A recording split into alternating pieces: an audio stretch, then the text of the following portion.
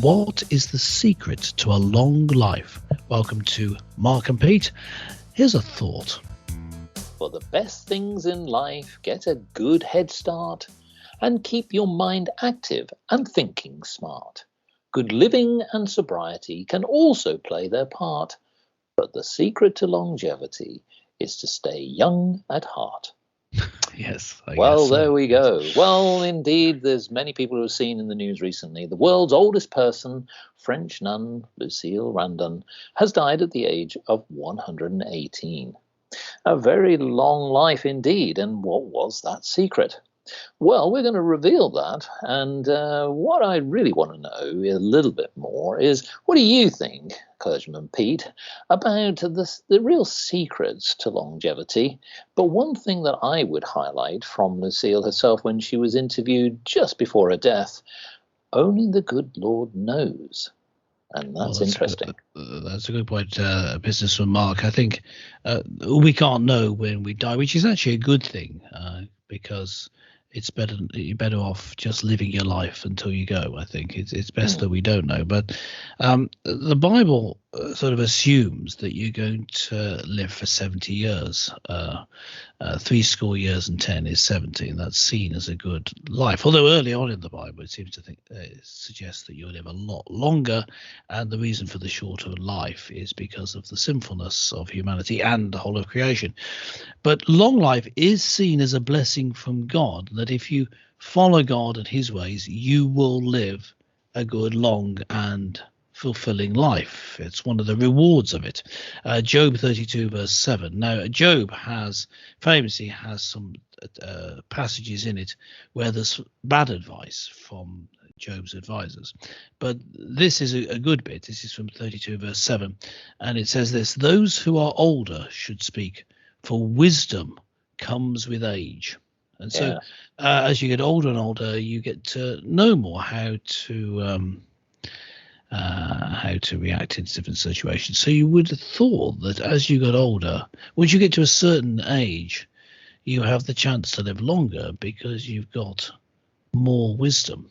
Yes. But in the Bible, it also points to getting close to God and having a good and fulfilling prayer life, so that you're filled with the Spirit. Because often, by the way, praying to God is called waiting on God. And if you wait on God, Prophet Isaiah says, those who wait on the Lord, they'll soar on wings like eagles. They'll run and not grow weary. They'll walk and not grow tired. And he says this will be true for the young and the old. So there is also that concept in the Bible. So maybe we shouldn't be surprised that it's a nun who's living to such an advanced age.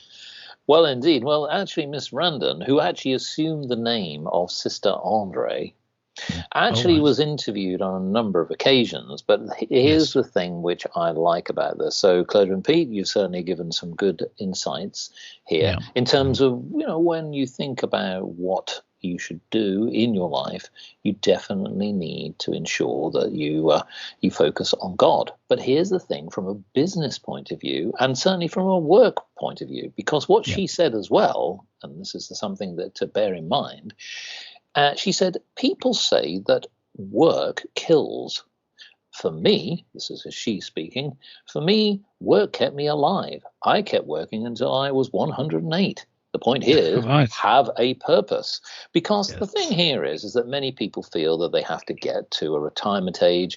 In the United Kingdom, it's around 65, 66, 67 years of age. And in some cases, it's going to be 68. But the point being is, that's quite a young age when you now think about it. In today's world with modern technology, people are living slightly longer.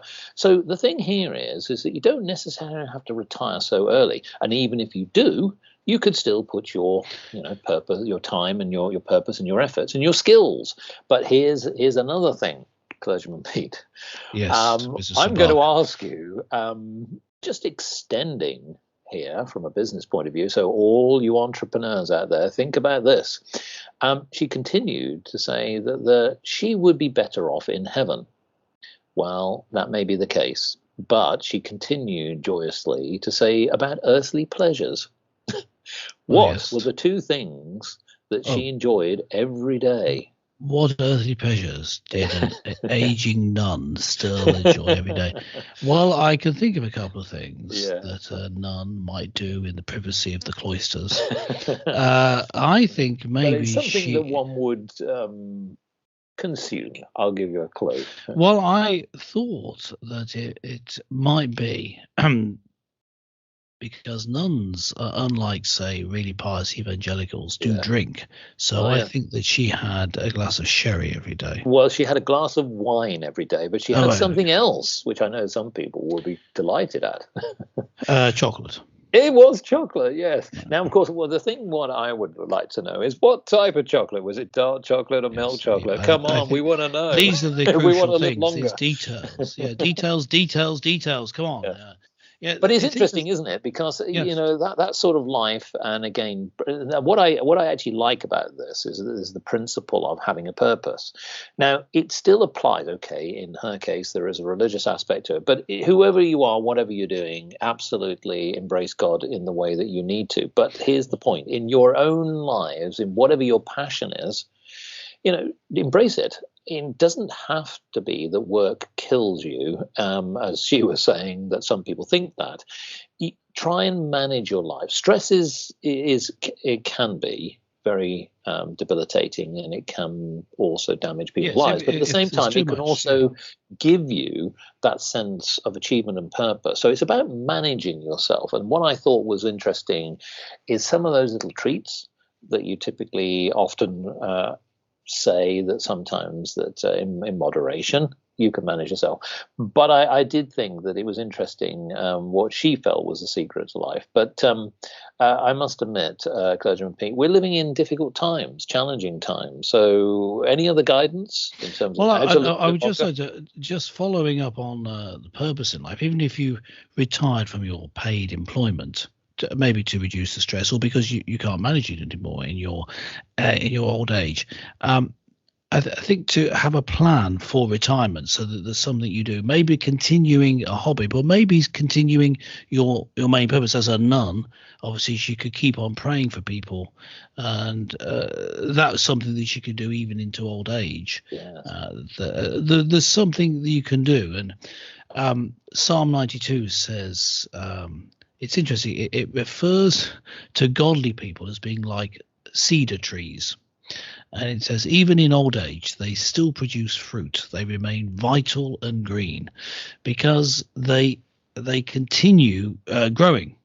That's, I don't know if it's true, but that was the belief about cedars. They keep on growing. And although humans don't keep on growing, if they keep on doing some work, then whatever it is, not paid work, but keep on having a purpose and doing something that's meaningful to you, then you're going to live to an old age because you're still feeling useful and productive. Well, here's something else that she said as a closeout, folks. So bear this in mind. Just extending from what Clergyman Peter said, in one of her last interviews, she told reporters, people should help each other and love each other instead of hating. If we shared all that, things would be a lot better. Yes, amen to that. And I just in closing, I just say, of course, people's lives are cut short tragically by disease and by accident. Of course, that happens. We're talking, if that doesn't happen, then you can live a long life by returning that purpose. And if you've got family and friends around you, and you love and care for each other, then it makes a long life not only more likely, but it makes the life more enjoyable, so you actually want to live that long. So let us know what you think. Put a comment down in the description. Just go to markandpete.com. Make sure you're subscribed. You can leave a comment on this and every episode. But for now, it's bye from Mark and myself, and catch you next time.